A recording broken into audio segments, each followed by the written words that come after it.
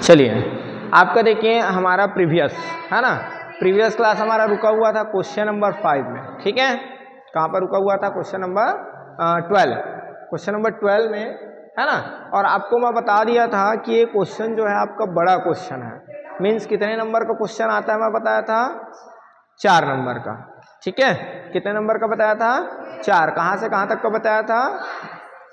11 से 14, है ना। उसके बाद 15 से 18 आपका 5 नंबर का क्वेश्चन आएगा, ये बताया था। तो हमारा बहुत ही महत्वपूर्ण प्रश्न है क्या? देखिए, एक शंक्वाकार तंबू की ऊंचाई 5 मीटर तथा आधार की त्रिज्या 12 मीटर हो तो उसकी तिर्यक ऊंचाई तथा तंबू को बनाने में लगने वाले तिरपाल की लागत मूल्य ज्ञात, है ना, कीजिए यदि उसका मूल्य क्या हो? 70 रुपये प्रति वर्ग मीटर हो, ठीक है, 70 रुपये प्रति वर्ग मीटर। अब तंबू, तंबू मीन्स आप जानते हैं, क्या जानते हैं? जो घुमंतु प्रजाति के लोग रहते हैं, है ना, उन लोग क्या करते हैं? तंबू बनाकर रहते हैं।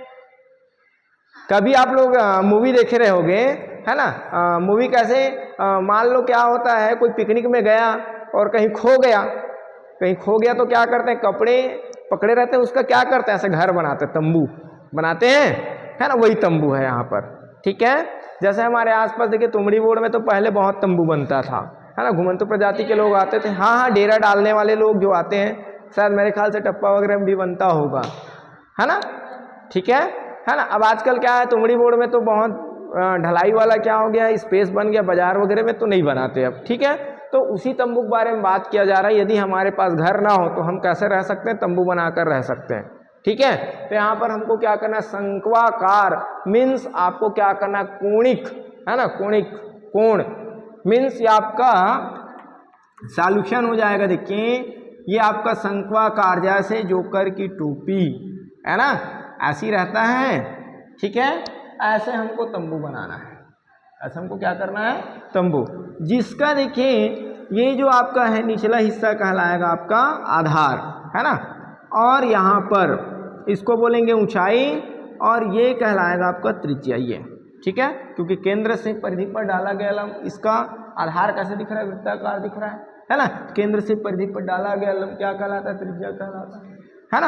अब यहाँ पर देखिए शीर्ष से यदि हम कोई रेखा खींचते हैं और वो केंद्र पर आकर मिल रहा है, वही इसका ऊंचाई कहलाएगा, ठीक है। चूंकि आपको दिया है, इसको हम थोड़ा सा, है ना, डिनोट कर देते हैं। मान लेते हैं ये आपका O है, ये आपका A है, ये आपका B है, और ये आपका C है, ठीक है, O A B C। अब यहाँ पर देखिए क्या क्या दिया है, ये देखिए ऊंचाई, चूंकि दिया है, क्या दिया है? शंक्वाकार तंबू की ऊंचाई, हाइट, ठीक, means H is equals to, आपको कितना दे दिया गया है? 5 मीटर दिया गया है। वह त्रिज्या, त्रिज्या आपको कितना दिया गया है? 12 मीटर, है ना। त्रिज्या को हम R से डिनोट करते हैं, ठीक है, रेडियस। तो ये आपका 12 मीटर, क्लियर है?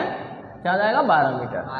अब आपको बोला जा रहा है, देखिए तिर्यक ऊंचाई, तो ये आपका क्या हो गया? मेन हाइट हो गया, ये टोटल ऊंचाई क्या हो गया? मेन ऊंचाई H मीन्स OB, है ना।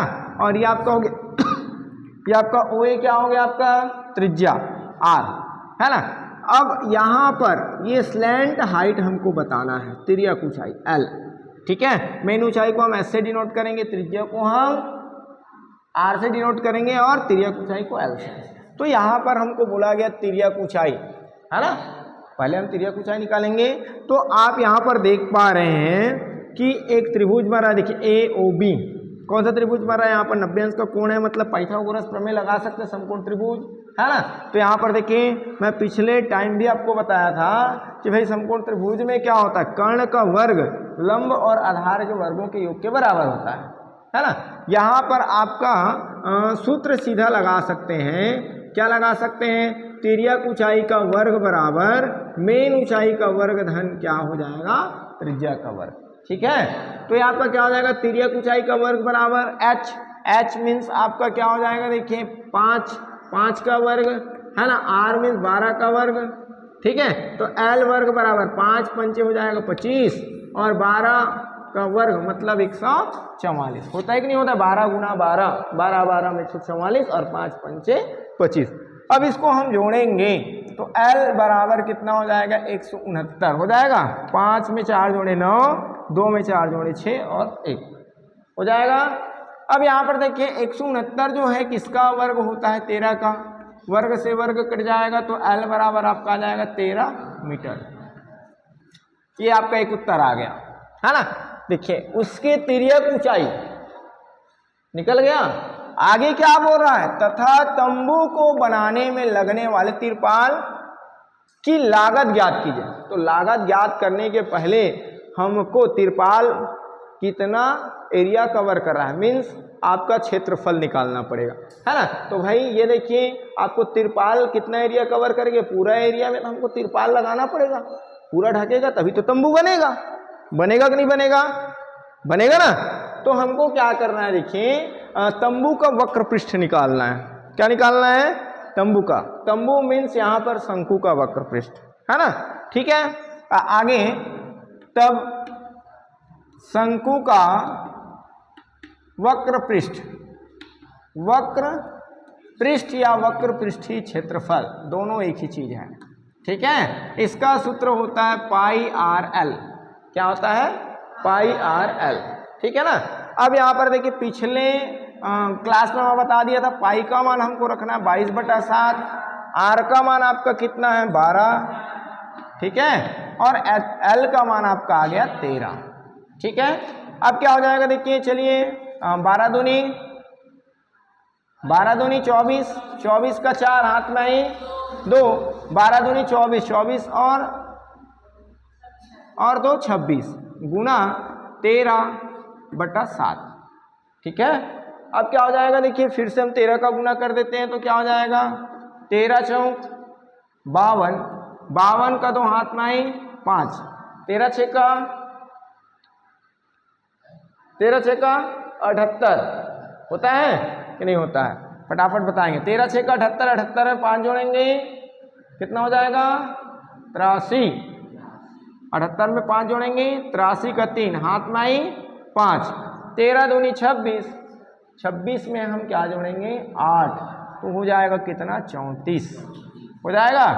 अब ये देखिए 7 से काटेंगे, 7 एकम 7 चौक 28, है ना। अब 34 में 28 घटाएंगे तो कितना बच जाएगा 6 बचेगा, ठीक है। 7 नियम 63, फिर ये आपका 7 शून्यम 0, दशमलव लगाएंगे और यहाँ पर हो जाएगा 20, है ना। 7 दूनी 14 और फिर कितना बच जाएगा 6 बचेगा, दशमलव लगा लिए मीन्स हम 0 उतार सकते हैं, तो आपका हो जाएगा 7 8 56। तो ये आपका हो गया देखिए 490.28। अब पृष्ठीय क्षेत्रफल है मतलब ये आपका हो जाएगा वर्ग मीटर, है ना। बट हमको बोला गया है क्या कि भाई हम तो क्या कर रहे हैं, तिरपाल खरीद रहे हैं। किसके लिए तिरपाल खरीद रहे हैं, तंबू बनाने के लिए, है ना। और तिरपाल खरीद रहे हैं तो उसमें हमको 1 वर्ग मीटर कितने में मिल रहा है 70 रुपए में मिल रहा है। तो पूरे तिरपाल के लिए हमको कितना, पूरे तंबू के लिए हमको कितना तिरपाल लगेगा, पूरे तंबू के लिए हमको कितना तिरपाल लगेगा, तो कितना तिरपाल लगेगा 490.28 वर्ग मीटर तिरपाल लगेगा। और इतने तिरपाल को खरीदने के लिए हमको कितना लागत, है ना। तो यहाँ पर देखिए तिरपाल का लागत, ठीक है, तंबू बनाने में, तंबू को बनाने में, है ना, लगे तिरपाल का लागत मूल्य हमको बताना है, ठीक है। तो क्या हो जाएगा देखिए, ये आपका 490.28 गुना ये जो आपका प्रति वर्ग मीटर है ना, ठीक है, रुपए जो है उसको हम यहाँ पर गुना कर देते हैं, है ना। तो गुना करेंगे तो क्या हो जाएगा देखिए, हम सीधा सीधा गुना कर दें, 7 8 56 का 6 हाथ में आई 5, 7 दूनी 14, 14 और 5 19 का 9 हाथ में आई 1, 7 शून्य शून्य, शून्य में 1 जोड़ेंगे 1 ही होगा आपका, है ना। 7 नियम 63, ठीक है। 63 का 3 हाथ में आई 6, 7 चौक 28, 7 चौक 28, 28 में हम 6 जोड़ेंगे तो कितना हो जाएगा 34, ठीक है 34। अब आपके पास देखिए 70 का शून्य भी बाकी है, तो शून्य को पीछे साइड उतार लेते हैं जी। तो यहाँ पर देखिए दशमलव कितने के बाद 1 और 2 के बाद, तो 1 और 2 के बाद दशमलव लगा देते हैं। तो ये आपका क्या हो जाएगा उत्तर, देखिए कितना हो जाएगा, देखिए 34,319 रुपये 60 पैसे। तो कितना लागत हो जाएगा 34,319 रुपये 60 पैसे, है ना, ये लागत हो जाएगा। बातें आया समझ में, है ना। एक तंबू को बनाने में लगे तिरपाल पर हमको कितना खर्च करना पड़ेगा 34,319 रुपये, डबल हो गया है क्या 319 रुपये 60 पैसे, ठीक है। बात आया समझ में कि नहीं आया।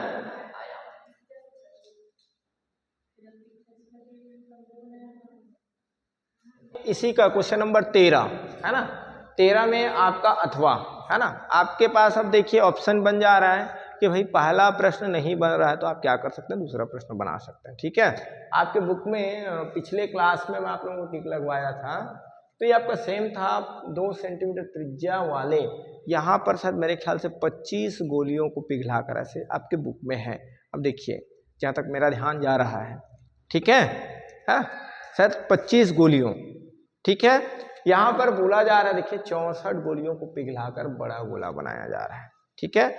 अब यहाँ पर देखिए 2 सेंटीमीटर वाले आपके क्या है ना, 2 सेंटीमीटर वाले ऐसे छोटे छोटे क्या है गोले हैं। इसको हम क्या करेंगे पिघलाएंगे, है ना, और आप क्या करोगे ऐसे बड़ा गोला बनाओगे। क्या करोगे ऐसे बड़ा गोला ऐसे बनाना है, ठीक है। तो हमको क्या करना है देखिए, मान लेते हैं बड़े गोले की त्रिज्या कैपिटल R, और ये जो छोटा गोला है ना, ये जो छोटा गोला है जिसको हम पिघला कर बना रहे हैं, ठीक है, इसकी त्रिज्या है स्मॉल r, ये मान लेते हैं, ठीक है। ये देखिए मान लेते हैं हमको त्रिज्या ज्ञात करना है। माना बड़े गोले की त्रिज्या क्या है कैपिटल R है, ठीक है। चूंकि आपको दिया है, क्या दिया है, चूंकि दिया है, क्या दिया गया है छोटे, है ना, या गोलियों का, गोली दिया है तो छोटे ना लिख करके क्या करेंगे गोलियों की त्रिज्या, ठीक है, समान है। जितने गोलियां हम यूज कर रहे हैं क्या है, सभी गोलियों की त्रिज्या समान है, ठीक। तो गोलियों की त्रिज्या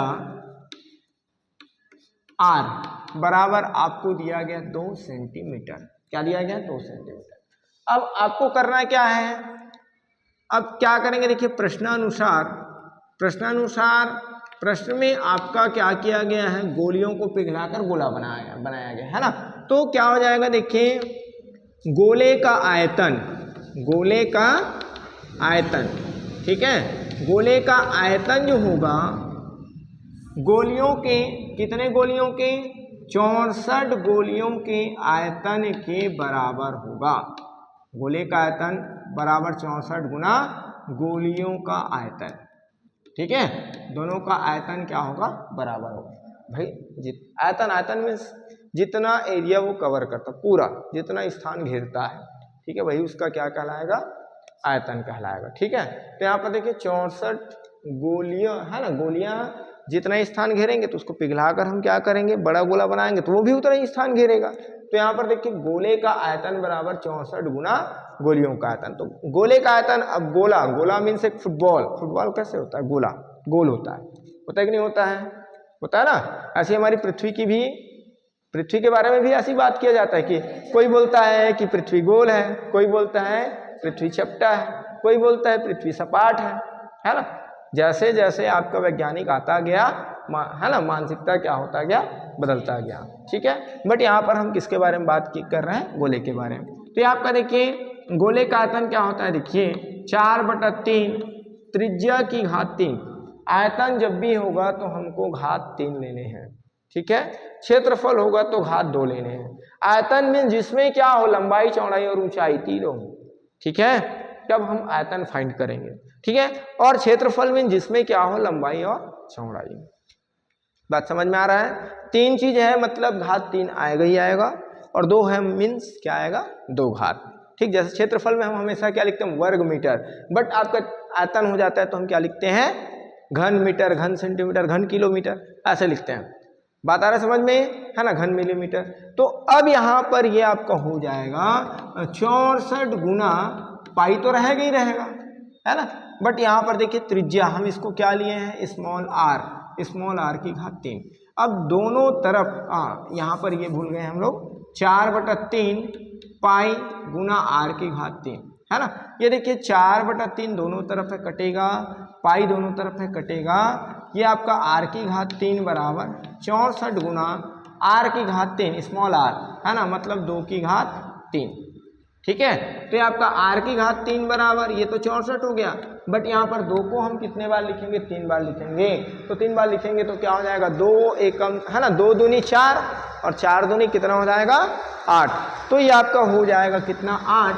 तो ये आपका आर की घात 3 बराबर, अब 64 को क्या लिख सकते हैं 8 गुना 8, 8 64 गुना 8, तो ये आपका क्या हो गया देखिए आर की घात 3 बराबर 8 कितने बार है 3 बार, तो यहाँ पर देखिए 8 की घात 3 हम लिख सकते हैं, घात 3 से घात 3 कटेगा, तो यहाँ पर r बराबर 8 क्या आएगा वही, यहाँ पर सेंटीमीटर है तो यहाँ भी क्या होगा सेंटीमीटर होगा। अतः हम क्या करते हैं 64 गोलियों को पिघलाकर एक बड़ा गोला बनाते हैं, तो उनकी त्रिज्या कितना होता है 8 सेंटीमीटर होता है। क्लियर है, इतनी बातें हैं समझ में अब।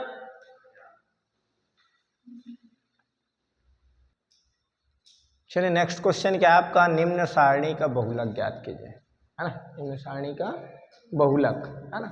बहुलक से आपका तात्पर्य होता क्या है, बहुलक मतलब क्या होता है जिनकी संख्या बहुलता में हो, मतलब बहुत ज्यादा हो, ठीक है, वही बहुलक कहलाता है। बहुलक शायद आप पिछले क्लास में आप पढ़े भी होंगे बहुलक, है ना, जिनकी पुनरावृत्ति क्या हो बार बार हो, अधिक बार जो आए उसे ही हम क्या कहते हैं बहुलक कहते हैं। बट यहाँ पर देखिए हमको क्या दिया है, प्रश्न जो है वर्गांतर अंतर के रूप में दे दिया है ना, बीच में क्या दे दिया है डिस्टेंस दिया गया है ना। जैसे यहाँ पर देखिए वर्गांतर 0 से 10, 10 से 20, 20 से 30, 30 से 40, 40 से 50, 50 से 60, ठीक है। अब यहाँ पर आप देख पा रहे हैं कि आवृत्ति, है ना, हम इसको क्या करेंगे, ये तो क्वेश्चन में रहेगा उसे ही हम ऐसे राइट करेंगे, है ना, और लिखने के बाद आपका वर्गांतर देखिए 0 से 10 के बीच में कितने बार आया हुआ है, मान लो कोई संख्या है ना, या मान लो कोई व्यक्ति है ना, कुछ भी हो सकता है, मान सकते हैं, मान लो कोई व्यक्ति है, तो यहाँ पर देखिए 0 से लेकर 10 तक, है ना, व्यक्तियों की संख्या कितना है 9 है, सपोज हम मान के चला, ठीक है। और उसके बाद देखिए 10 से लेकर 20 तक व्यक्तियों की संख्या कितना है 17 है ना, 10 वर्ष से लेकर 20 वर्ष तक। इसके बाद 20 वर्ष से लेकर 30 वर्ष तक हम मान लेते हैं, कोई एक गांव की बात कर लेते हैं, किसी एक परिवार की जनसंख्या के बारे में बात कर सकते हैं, है ना। तो अब देखिए उसके बाद 20 वर्ष से 30 वर्ष कितने हैं 28, और 30 वर्ष से 40 वर्ष कितने हैं 23, 40 वर्ष से 50 वर्ष 15 है, और 50 से 60 8, है ना। तो यहाँ पर अब आप देखिए मैक्सिमम, अभी मैं बताया बहुलक मीन्स यहाँ पर क्या हो अधिकतम, है ना। तो देखिए ये जो आपका 28 है, 28 आपका क्या है सबसे अधिक आ रहा है, ठीक है। तो यहाँ पर आप ध्यान रखेंगे, है ना, क्या ध्यान रखेंगे कि बहुलक वर्ग की आवृत्ति कितना है आपका 28 है, बहुलक वर्ग की आवृत्ति कितना है 28, ठीक है। अब उसके बाद आपका आ जाता है देखिए F0 बहुलक वर्ग के ठीक पहले की आवृत्ति, तो ठीक पहले की आवृत्ति आपका क्या है 17 है, ठीक है। और उसके बाद आता है आपका F2 बहुलक वर्ग के ठीक बाद की आवृत्ति, तो ये आपका पहले का हो गया और ये बाद का हो गया, तो ये कितना हो गया आपका 23, है ना। अब देखिए हमारा फार्मूला बहुलक को हम अंग्रेजी में कहते हैं मोड, है ना, इसको डिनोट करेंगे MO, किससे डिनोट करते हैं MO से, ठीक है। अब यहाँ पर इनका सूत्र क्या है देखिए L, है ना, plus F1 minus F0 upon 2F1 minus F0 minus F2 into I। आई आपका इंटरवल होता है, आई मीन्स होता है इनके बीच का अंतराल, कि इनके बीच का अंतराल, ये जो वर्गांतर है इनके बीच का अंतराल होता है ना। तो आपको अंतर कितने का दिख रहा है, कितने का दिख रहा है, 10 का, स्पष्ट है ना। ठीक, तो ये आपका कितना हो जाएगा, आई मीन्स हो जाएगा 10। ठीक, अब यहाँ पर क्या है देखिए, एल आपका कहलाता है, आप पुराने बुक देखेंगे तो L1 L2 करके देता था, पहले L1 देता था, आपकी बुक में भी क्या दे रहा है, L, है ना। और आपकी बुक में ये जो इंटरवल है आई है, इसको H बता रहा है, ठीक है, क्या बता रहा है, H मीन्स होता है देखिए वर्गांतर की हाइट, क्या होता है, हाइट, मतलब उनके बीच कितने का अंतर है, वही है।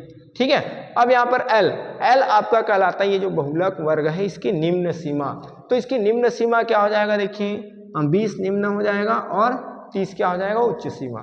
ठीक है, तो यहाँ पर L आपका हो जाएगा 20। बातें आए समझ में, इतनी बातें। अब हम करेंगे क्या, बहुलक, इसलिए बहुलक में हम सूत्र रखेंगे MO बराबर L का मान हमारा हो जाएगा 20, F1 का मान कितना है देखिए आपके पास 28 है, और F0 का मान कितना है 17। ठीक है, 2 गुना F1 का मान कितना है 28 माइनस F0 का मान कितना है 17 और F2 का मान कितना है 23 गुना आपके पास क्या हो जाएगा आई आपका कितना है 10, आई कितना है 10। बातें हैं समझ में, तो ये आपका हो जाएगा 20 धन, अब क्या करेंगे देखिए 28 में 17 घटाएंगे तो 8 में 7 गया तो 1, 2 में 1 गया तो 1, ये आपका 28 दूनी कितना होता है ना, सॉरी यहाँ पर माइनस आएगा ना, माइनस, ये देखिए आपका 7 3 10 का शून्य समान चिन्ह है तो हम क्या करेंगे, जोड़ेंगे, है ना। तो 7 3 10 का शून्य हाथ में आई 1, फिर ये आपका 2 और 1 3, 3 और 1 4, ठीक, गुना 10, तो ये गुना 10 को यहाँ पर लिख देते हैं। ठीक है, अब क्या हो जाएगा देखिए 20 धन 11 लाम कितना हो जाएगा 110। अब यहाँ पर 6 में से हम क्या करेंगे, शून्य घटाएंगे तो 6 आएगा, और 5 में से 4 घटाएंगे तो 1 आएगा।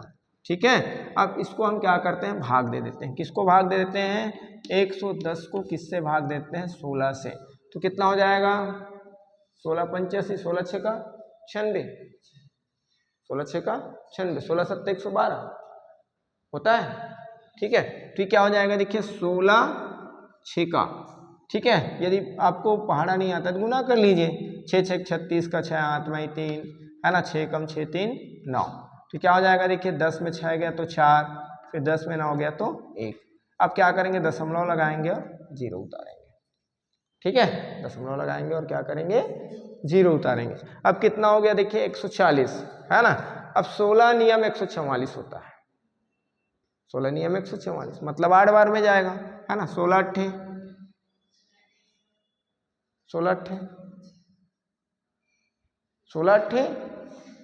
128। ठीक है, चलिए 8 6 48 का 8, पहाड़ा याद नहीं है कोई दिक्कत नहीं है, चलिए हाथ में ही 12, 8 एकम 8, है ना, 8 में हम 12 जोड़ेंगे कितना हो जाएगा, सॉरी 8 6 48, 8 6 का 48 का 8 हाथ में ही 4, 8 एकम 8 4 12। ठीक है, गड़बड़ हो गया था। ये देखिए 10 में से हम 8 घटाएंगे 2 बचेगा, है ना, 3 में से 2 घटाएंगे 1 बचेगा, फिर ये आपका 0। अब दशमलव लगा लिए मतलब इसको 0 उतार सकते हैं, मतलब निश्चित तौर पर जब 8 बार में 128 हो रहा है तो 7 बार में चला जाएगा, मीन्स हम इसको राइट कर सकते हैं 20, है ना, धन 6.87 कर सकते हैं। तो ये आपका क्या हो जाएगा देखिए, दशमलव के पहले वाली संख्या जोड़ना है तो 20 में 6 जोड़ेंगे तो क्या हो जाएगा 26.87, इसको बहुलक कितना आ जाएगा 26.87। आया बात समझ में कि नहीं आया,